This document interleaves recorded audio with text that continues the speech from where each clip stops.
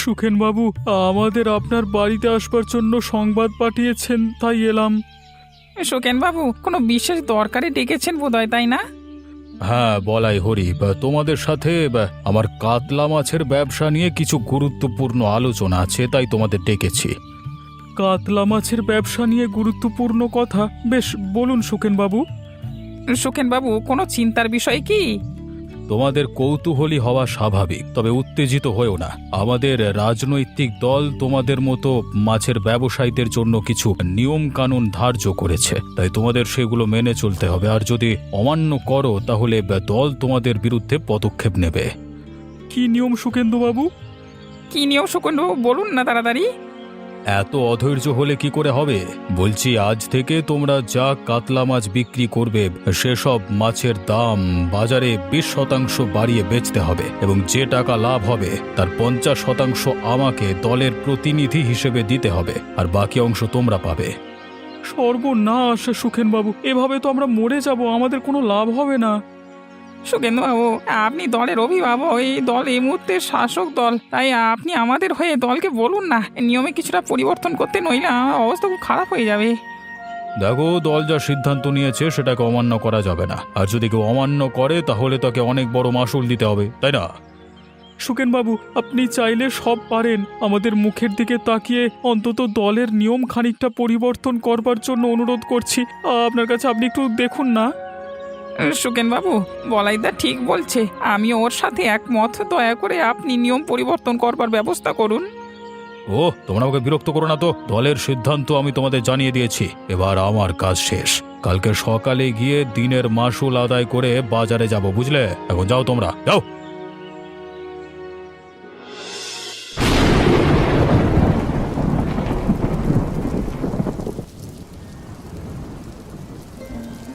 রূপাদি, বাড়িতে আছো?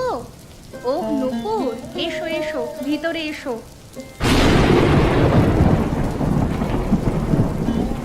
বলো নুপুর, এই বৃষ্টিতে ভিজে ভিজে তুমি আমার বাড়িতে এসেছো কেন? কোনো বিশেষ দরকার কি? হ্যাঁ গো রূপাদি, ভাবছিলাম তোমার সাথে একটা বিষয় নিয়ে আলোচনা করব, কিন্তু সময় করে উঠতে পারছিলাম না, তাই আজই চলে এলাম। বেশ বেশ, বলো নুপুর, কি বলতে চাইছো বলো। রূপাদি, বলছিলাম আমাদের গ্রামের মহিলাদের উন্নতির জন্য বর্তমান শাসক দলের কাছে গিয়ে যদি আর্জি করি তাহলে কেমন হয়? বাহ, এ তো বেশ ভালো কথা চিন্তা করেছো। কজন এভাবে আমাদের মহিলাদের কথা ভাবে বলো তো? তবে কি কি বিষয়বস্তু নিয়ে আর্জি জানাবে, কিছু ভাবলে? হ্যাঁ রূপাদি, ভেবেছি। ধরো, আমাদের গ্রামের মহিলাদের জন্য সেলাই মেশিন, পাকা শৌচালয়, পুকুর পাড়গুলো বাঁধানো, এসব যদি আমরা গ্রামের মহিলারা মিলে শাসক দলের অভিভাবকদের কাছে আবেদন করি তাহলে কেমন হয়? খুব ভালো চিন্তা করেছো তুমি নুপুর, আমি তোমার সাথে আছি। তবে একটা কথা, শাসক দলের অভিভাবক সুখেনবাবু শুনলাম খুব একটা সুবিধার লোক নন উনি, তাই একবার যদি বিকাশ তার কাছে এই বিষয়টা নিয়ে আলোচনা করি তাহলে ভালো হয়। বেশ, কিন্তু বিকাশ দা যে দলের অধিনায়ক সেই দল তো বিরোধী দল, সে কি সাহায্য করতে পারবে এই বিষয়ে? দেখো নুপুর, বিকাশদা একজন শিক্ষিত এবং সৎ চরিত্রের মানুষ। ওনাকে বললে উনি নিশ্চয়ই আমাদের পথপ্রদর্শক হিসাবে সাহায্য করবেন। বেশ বেশ, তাই না হয় হবে। তাহলে কাল একবার ওনার সাথে গিয়ে আলোচনা করব আমরা। ঠিক আছে নুপুর।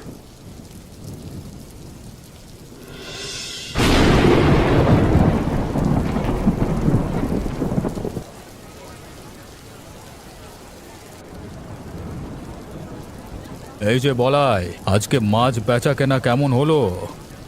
সুখেনবাবু, বাজার খুব খারাপ। এই বর্ষায় কাতলা মাছের আমদানি খুব কম হচ্ছে, দাম বাড়ানো কেউ কিনছে না, তাই বিক্রি বাটাও সেরকম হচ্ছে না। ওরে, তোমার বিক্রি বাটা কেমন হলো? সুখেনবাবু, এই একটি কাতলা মাছও এখন অবধি বিক্রি করতে পারিনি। বৃষ্টিতে চারিদিকে জল জমেছে, তার উপর মাছের অনেক দাম, তো বাজার হাটে মন্দা, তাই। বর্ষাকালে তো বৃষ্টি হবেই, সে তো আর আমাদের হাতে নেই। এখন কথা হচ্ছে, আমাকে আজকের বিক্রির 50% দিতে হবে। সুখেনবাবু, দয়া করুন, বিক্রি বাটা একদম ভালো হয়নি। যা বিক্রি হয়েছে সেটা খুবই সাময়িক, সেখান থেকে যদি 50% আপনাকে দিয়ে দিই তাহলে তো না খেয়ে মরবো। সুখেনবাবু, একটি মাছও বিক্রি করতে পারিনি আজকে, আমি কি দেবো বলুন? ওসব আমি জানি না। দলের নির্দেশ অনুযায়ী আমাকে আজকের বিক্রির 50% দিতে হবে, নইলে কাল থেকে এই মাছ বাজারে তোমাদের দোকান তুলে দিতে হবে। সুকেন বাবু, দয়া করুন, এভাবে আমাদের মানসিক নির্যাতন করতে পারেন না। চুপ করো, বেশি কথা বলো না। যেটা নিয়ম করেছে দল, সেই নিয়ম পালন করতেই হবে। সুকেন বাবু, আমি তো বললাম কিচ্ছু বিক্রি হয়নি। আচ্ছা ঠিক আছে ঠিক আছে, আজকে দিতে হবে না, তবে কালকে মাছ বিক্রি হলে আজকের হিসেব কালকের সাথে যোগ হবে, ব্যাস। সর্বনাশ, তাহলে তো পেটে গামছা বেঁধে থাকতে হবে। সুকেন বাবু, আপনি আমাদের এই গ্রামের শাসক, দলের অভিভাবক, আপনার অনেক ক্ষমতা, আপনি পারবেন এই নিয়ম বাতিল করতে। ওরে, আমাকে এসব কথা বলে লাভ নেই। একবার দল যা নিয়ম করেছে সেটা পরিবর্তন করবার সাধ্য কারো নেই। বলাই, তুমি টাকা দাও, তোমার তো কম নয়, বেশি বিক্রি হচ্ছে, তাই না? সুকেনবাবু, দয়া করুন। আর নাটক করো না বলাই, নইলে দলে তোমার নামে নালিশ করবো এবং বাজার থেকে তোমার মাছের দোকান উঠিয়ে দেব। না না সুকেনবাবু, এই নিন। যাক, সদ্বুদ্ধি হয়েছে তোমার তাহলে।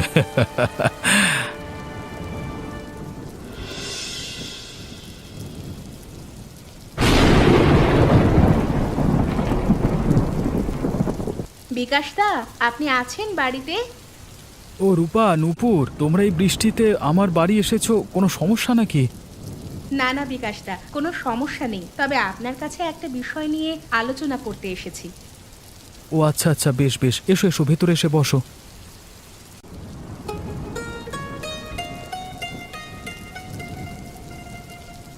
বিকাশদা, আমরা আসলে এই গ্রামের মহিলাদের জন্য কিছু সুযোগ সুবিধা এবং প্রকল্প নিয়ে কথা বলতে এসেছি।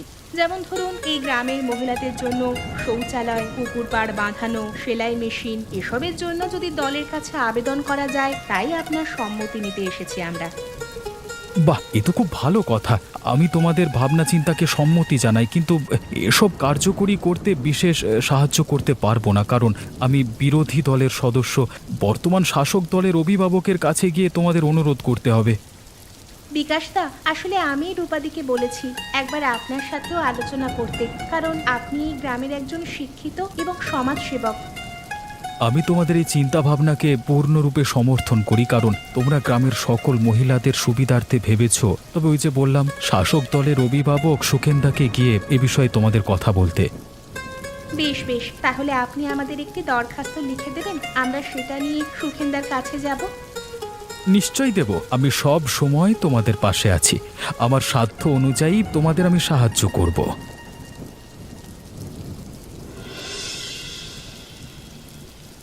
কি ব্যাপার, এই ভর সন্ধ্যায় তুমি শুয়ে আছো কেন? শরীর খারাপ হয়েছে নাকি? এভাবে মন মরা হয়ে শুয়ে আছো কেন? কি আর বলি নুপুর, খুব খারাপ দিন। এরপর সংসার চালানো কষ্টকর হয়ে যাবে গো। সর্বনাশ, কি অলক্ষণে কথা বলছো তুমি এই সন্ধেবেলায়? যেটা বাস্তব সেটা তো মেনে নিতেই হবে, তাই না? আর হেয়ালি করো না তো, আমাকে পরিষ্কার করে বলো কি হয়েছে। কি আর বলি নুপুর, গতকাল সুখেন বাবু আমাকে আর বলাইকে ওনার বাড়ি ডেকে পাঠিয়েছিল। আমরা সেখানে যাওয়ার পর উনি আমাদের বলল যে দল থেকে নাকি নতুন নিয়ম করেছে যে রোজ মাছ বিক্রি করে টাকা আয় হবে, তার থেকে 50% সুখেন বাবুকে দিতে হবে।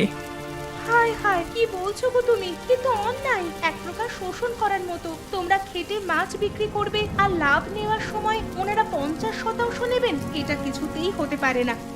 কোনো উপায় নেই নুপুর, আমি আর বলাই মিলে হাত জোর করে অনেক অনুরোধ করলাম সুখেন বাবুর কাছে, কিন্তু উনি আমাদের একটি কথাও শুনলেন না। এই নিয়ম যদি আমরা অমান্য করি তাহলে আমাদের বাজারে মাছ বিক্রি করতে দেবে না। না না, এ তো গুরুতর অন্যায়। এই কাজটা সুখেন্দা একদম ভালো করছে না।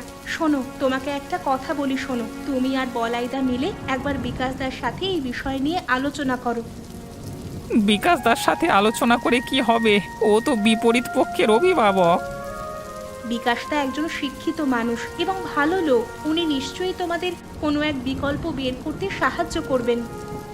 বেশ, তাই করব।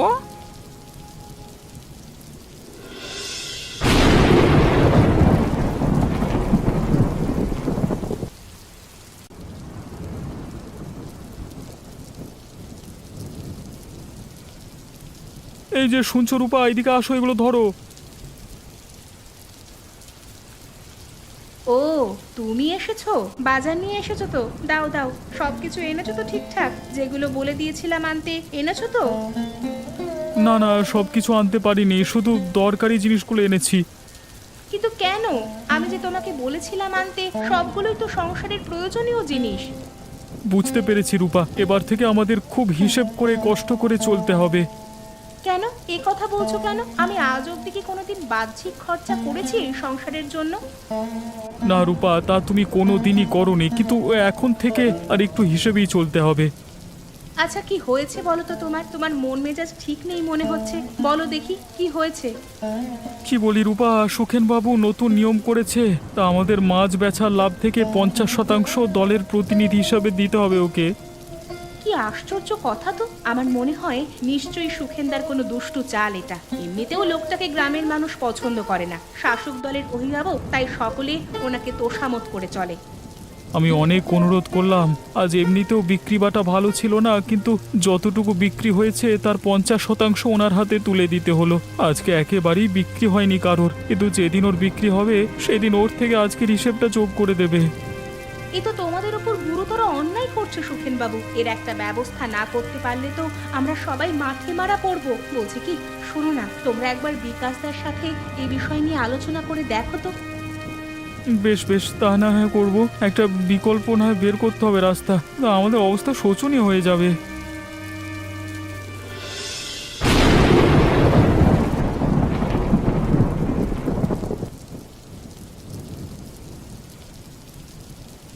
বিকাশদা, বাড়িতে আছো?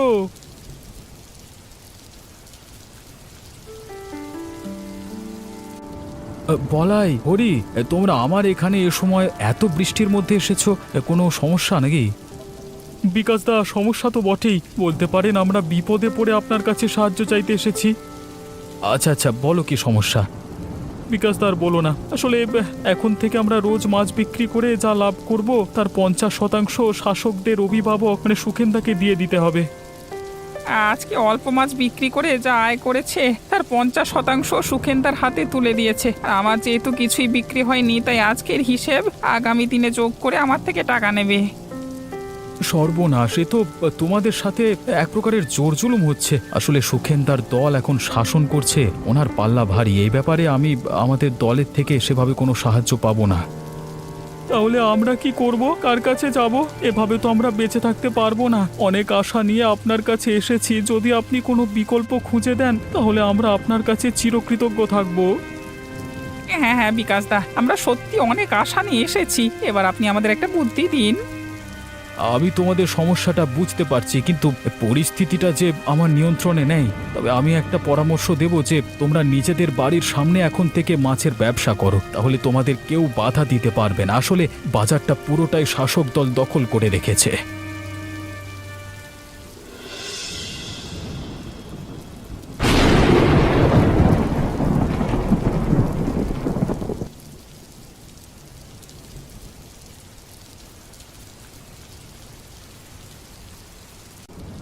সুখেন বাবু বাড়িতে আছেন?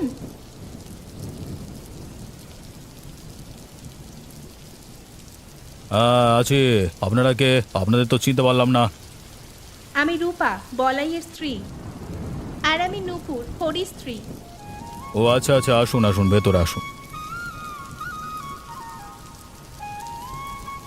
এই বৃষ্টিতে নিশ্চয়ই কোনো গুরুত্বপূর্ণ সমস্যা নিয়ে আমার কাছে এসেছেন। আচ্ছা বলুন, আমি আপনাদের কি সাহায্য করতে পারি? সুখেন বাবু, আমি আর নূপুর আজ আপনার কাছে দুটো অনুরোধ নিয়ে এসেছি। হ্যাঁ সুখেন বাবু, আমরা অনেক আশা নিয়েই আপনার কাছে এসেছি। আশা করি আপনি আমাদের ফেরাবেন না। আচ্ছা বলো দেখি, তোমরা কি অনুরোধ নিয়ে এসেছো আমার কাছে? সুখেন বাবু, বলছিলাম আমাদের গ্রামের মহিলাদের সুবিধার জন্য কয়েকটা প্রস্তাব নিয়ে এসেছি। কি প্রস্তাব? সুখেন বাবু, গ্রামের মহিলাদের জন্য সেলাই মেশিন, পুকুর পাড়ের ঘাটগুলো যেখানে আমরা মহিলারা বাসনপত্র এবং কাপড় কাচি, মহিলা শৌচালয়, সেগুলো পাকা করে দেওয়ার ব্যবস্থা করার জন্য আর্জি জানাতে এসেছি। সুখেন বাবু, আসলে এই বর্ষায় আমাদের গ্রামের মেয়েদের শৌচালয় এবং পুকুর পাড়ে বেশ কষ্ট হয়। আমরা একটা দরখাস্ত নিয়ে আপনার কাছে এসেছি। দয়া করে যদি আপনি এই বিষয়গুলোকে প্রাধান্য দেন তাহলে খুব ভালো হয়। আচ্ছা দাও দেখে নি দরখাস্তটা, আমি একবার পড়ে দেখি। এই নিন সুখেন বাবু। বাহ, কথাগুলো খুব ভালো লেখা হয়েছে তো। আমার মনে হচ্ছে দরখাস্তটা তোমাদের লেখা নয়, অন্য কারোর হাতের লেখা। হ্যাঁ সুখেন বাবু, বিকাশ দাই আমাদের দরখাস্তটা লিখে দিয়েছে। ওই বিরোধী দলের অভিভাবক বিকাশ। হ্যাঁ সুখেন বাবু। আচ্ছা, এই ব্যাপার। ওদের উস্কানি দেওয়ার পেছনে বিকাশের হাত আছে, তাই তো বলি আজকাল গ্রামের লোকেদের বেশ আস্পর্ধা বেড়ে গেছে। সুখেন বাবু, আমাদের দ্বিতীয় অনুরোধটি আপনাকে জানাতে চাই। আপনি তো জানেনই আমাদের কর্তারা মাছ ব্যবসায়ী। এই বর্ষায় বিক্রি বাট্টা প্রায় কমে গেছে। আপনি যে নিয়ম নির্ধারিত করেছেন সেটা যদি আপনি একবার পাল্টানোর ব্যবস্থা করেন, তাহলে আমরা গরিব মানুষরা দুটো ডাল ভাত খেয়ে কোনো রকমে বেঁচে থাকতে পারবো। এই মুহূর্তে আমি তোমাদের কোনো বক্তব্য দিতে পারবো না। আমাকে খানিকটা সময় দাও, আমি বিচার বিবেচনা করে তোমাদের জানাবো।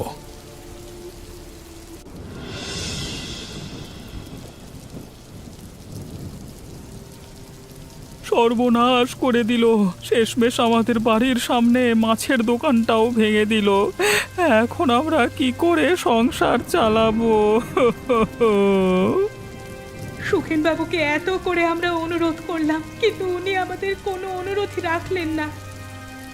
জানি না সুগেন বাবু কেন ওনার লোকজনকে দিয়ে আমাদের মাছের দোকান ভেঙে দিল। আমরা তো ওনার কোনো ক্ষতি করিনি, তাহলে কেন উনি এ কাজ করলো? উনি শাসক দলের লোক, তাই ওনার অনেক ক্ষমতা। ওনার ক্ষমতা প্রদর্শন করার জন্যই উনি এই কাজ করলেন। উনি আমাদের পরিশ্রম করা উপার্জন থেকে নিয়মিত অর্থ লাভ করতে চান, তাই উনি এ কাজ করছেন। বাবা রে বাবা!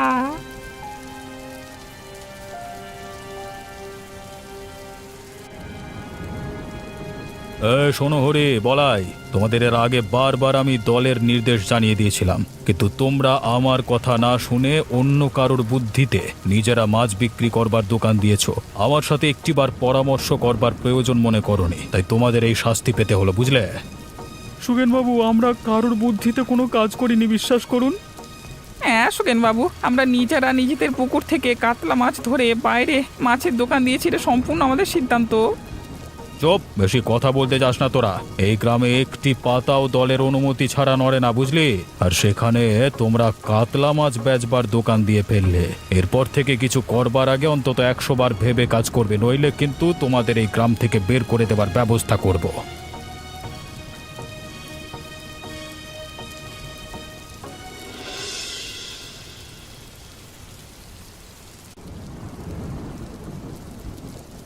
এই বৃষ্টিতে ভিজে ভিজে একা একা বিকাশ কোত্থেকে আসছে? নিশ্চয়ই ও দলের অফিসে গেছিল, রাস্তাঘাট ফাঁকা। এই সুযোগে আমি ওকে একটু শিক্ষা দিই, যাতে আমাদের দলের বিরোধিতা করবার মতো অবস্থায় না থাকে। হ্যাঁ, সত্যি তোমার মতো একজন নিষ্ঠাবান কর্মী এই পৃথিবীতে খুব কমই আছে। একদম বাজে কথা বলবেন না, ছাড়ুন আমার রাস্তা, ছাড়ুন, আমাকে যেতে দিন। বাহ, এত তেজ ভালো না। আমি তোমাকে সাবধান করে দিচ্ছি, আমাদের দলের বিরুদ্ধে লোকের কান ভাঙিয়ে তুমি যা করছো, তার জন্য তোমার ওঠার শাস্তি দিতে হবে। সুখেনবাবু, আমাকে এসব কথা বলে ভয় দেখানোর চেষ্টা করবেন না। কেমন মজা লাগছে বল, আমার সাথে মুখে মুখে তর্ক করা? ওরে বাবা, আপনার এত রাসপর্ধা, আপনি আমার গায়ে হাত তুলেছেন। ও বাবা, আমাকে মারলি? দাঁড়া, দেখাচ্ছি। এই নে, মার।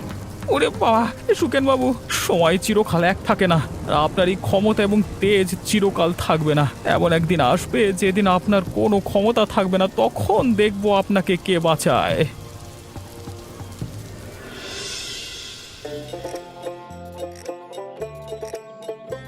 আপনাদের সকলকে অভিনন্দন।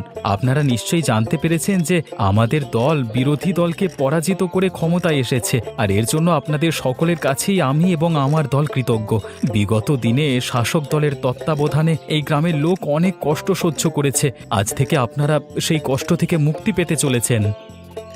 বিকাশ দা, তাহলে আমরা রোজ মাছ বিক্রি করে যা টাকা রোজগার করব, সেখান থেকে আর 50% দলকে দিতে হবে না? না, সে নিয়ম আমরা বাতিল করেছি। স্বতন্ত্র দেশে সবাই নিজের মতো করে বাঁচবার অধিকার আছে, তাই এসব আর এখন কিছুই করতে হবে না। শুধু অনুরোধ, আপনাদেরকে এমন কোনো কাজ করবেন না যেটা আইনের বিরুদ্ধে। বাহ, এ তো আনন্দের খবর, খুশির খবর। এতদিন বিগত দলের শাসনে আমরা যা কষ্ট সহ্য করেছি, এখন তা থেকে আমরা মুক্তি পেয়েছি।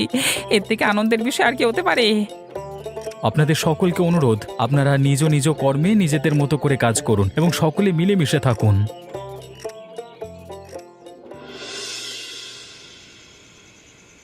আরে, দল হেরে যাওয়াতে আবার সর্বনাশ হয়ে গেল, আবার সব শেষ হয়ে গেল, আবার ক্ষমতারও অবসান ঘটল।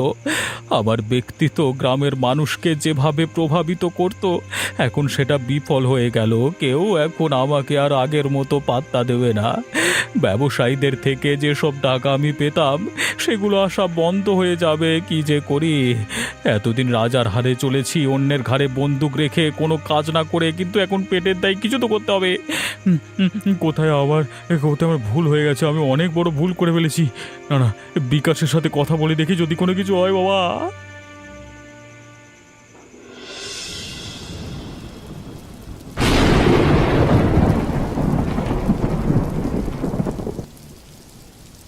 রূপা, নূপুর বাড়িতে আছো?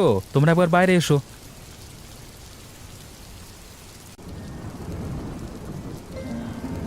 বিকাশদা, আপনি এই বৃষ্টিতে কোনো জরুরি দরকার আছে কি? বিকাশদা, আপনি বৃষ্টিতে প্রায় ভিজে গেছেন দেখছি, কোনো গুরুত্বপূর্ণ কথা বলতে এসেছেন? আমি তোমাদের এক আনন্দের খবর দিতে এসেছি, তাই এই বৃষ্টিতে ভিজে তোমাদের কাছে এলাম। আনন্দের খবর? বলুন না বিকাশদা, কি খবর বলুন বিকাশদা, কি আনন্দের খবর শোনাতে এসেছেন? বলছিলাম, তোমরা দলকে যে আর্জি জানিয়েছিলে এই গ্রামের মহিলাদের সুযোগ সুবিধার প্রকল্পের জন্য, সেগুলো মঞ্জুর হয়ে গেছে। খুব শীঘ্রই তোমাদের প্রকল্পগুলো কার্যকর হবে। বাহ বিকাশদা, ধন্যবাদ। সত্যি আপনি মহান। সত্যি এ তো ভীষণ আনন্দের কথা। হ্যাঁ, সত্যি আনন্দের বিষয় এই গ্রামের সকল মহিলাদের জন্য। আর তার জন্য আমি তোমাদের, বিশেষ করে রূপাকে অনেক ধন্যবাদ এবং অভিনন্দন জানাচ্ছি। রূপার ভাবনাকে কুর্নিশ জানাই, এইভাবে গ্রামের মহিলাদের কথা ভাববার জন্য।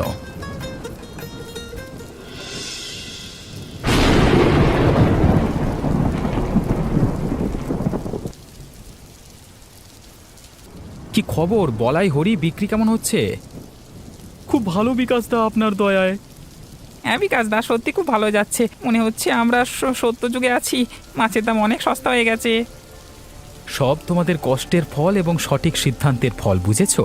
যদি তোমরা আমাদের দলকে ভোট দিয়ে জিতিয়ে না দিতে, তাহলে এই দিন আর দেখতে পেতে না।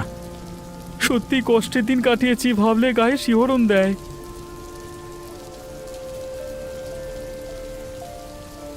কি ব্যাপার সুখেন বাবু, আপনি এখানে কেন এসেছেন?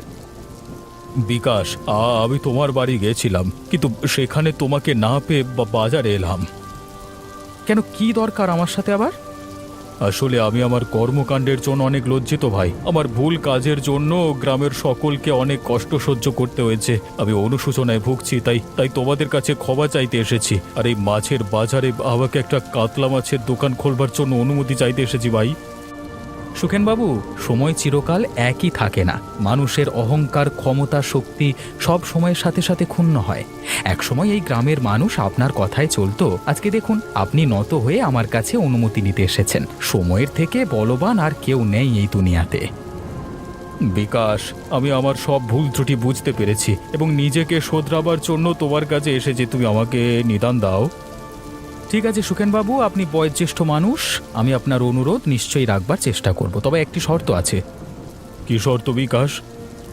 আজ অবধি আপনি এই গ্রামের লোকেদের ঠকিয়ে যে টাকা রোজগার করেছেন, সে সব টাকা আপনাকে সকলকে ফেরত দিতে হবে।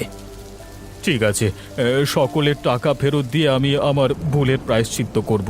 দয়া করে মাছের বাজারে আমাকে একটি কাতলা মাছের দোকান খোলার অনুমতি দিও।